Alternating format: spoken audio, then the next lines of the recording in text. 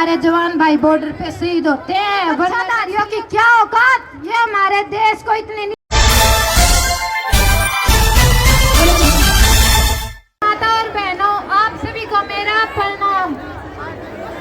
और सबसे पहले तो आप सब नारी शक्ति इतनी ज्यादा संख्या में आज यहाँ पे पहुंची हैं, तो सबसे पहले आप अपने लिए तालियां बजा दीजिए एक बार जोर से, एक साथ। नारी शक्ति एकता जिंदाबाद, किसान मजदूर एकता जिंदाबाद। और इस सरकार की दमनकारी नीतियों के खिलाफ आज हमारी एकजुटता का सलाम।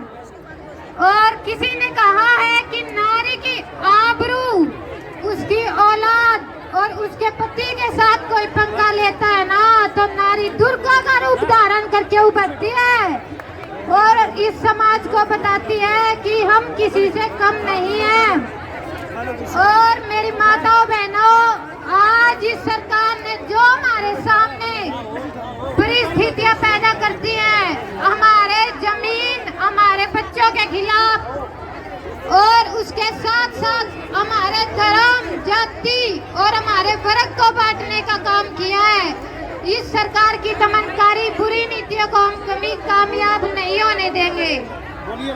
आज समय आ गया है, हमें अपने इतिहास को एक बार फिर से दोहराना होगा।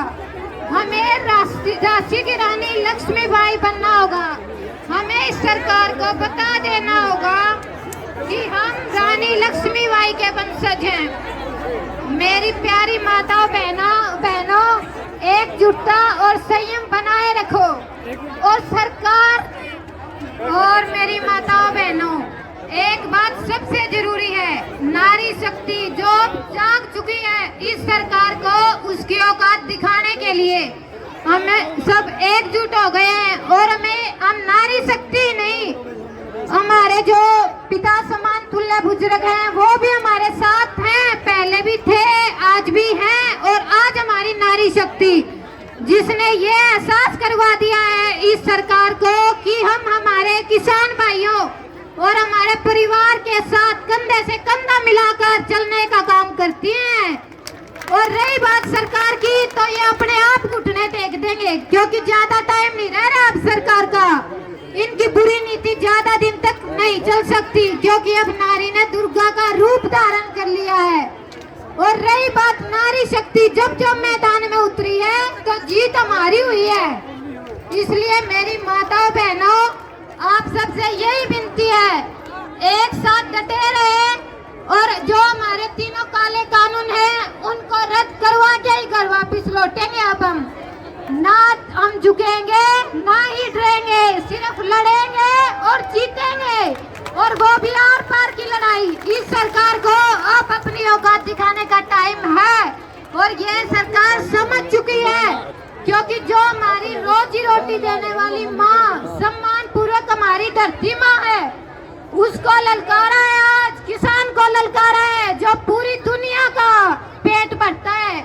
क्या पता है इस खट्टर को कि हम कितनी मेहनत से, कितने पसीने की कमाई से थोड़ा अनाज उगा पाते हैं और उसका मोल भी ये सरकार लगाती है। कैसा टाइम आ गया आज हमारे समाज का। तो मेरी माताओं बहनों, आप सबसे यही विनती है मेरी, एक साथ रहे, संयम से रहे, शांतिपूर्वक से रहे। और अगर इस सरकार ने थोड़ी सी भी उपचुप करने की कोशिश की तो लाठी, डंडे, हथियार जो भी आपके पास है सब निकालो और रण में कूद पड़ो, क्योंकि नारी शक्ति किसी से कम नहीं है। जय जवान, जय किसान। और एक बात मैं आप सबको बताना चाहती हूँ, 3 तारीख को जो हमारे फौजी भाई बॉर्डर पे शहीद हुए हैं, 24 जवानों ने अपनी शहादत दी है और 35 हमारे जवान शहीद हो गए। उनमें से एक को नक्सलियों ने अपहरण किया हुआ है। ये सरकार कहाँ सो रही है? 5 दिन से इस सरकार ने ये पता नहीं लगाया कि हमारा फौजी भाई कहाँ पे है। अब हमको इस सरकार पे दबाव बनाना होगा जिससे हमारे फौजी भाइयों का खून ऐसे ही ना बहे।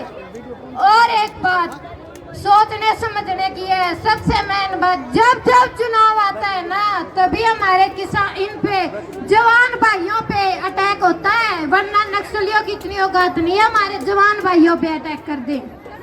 कहीं ना कहीं कोई ना कोई शरारती तत्व जरूर हमारे जवान भाइयों के पीछे होता है, जिसको सब मालूम होता है, इसलिए हमारे जवान भाई बॉर्डर पे शहीद होते हैं, वरना नक्सलियों की इतनी क्या औकात जो हमारे जवान शहीदों का खून बहा दे।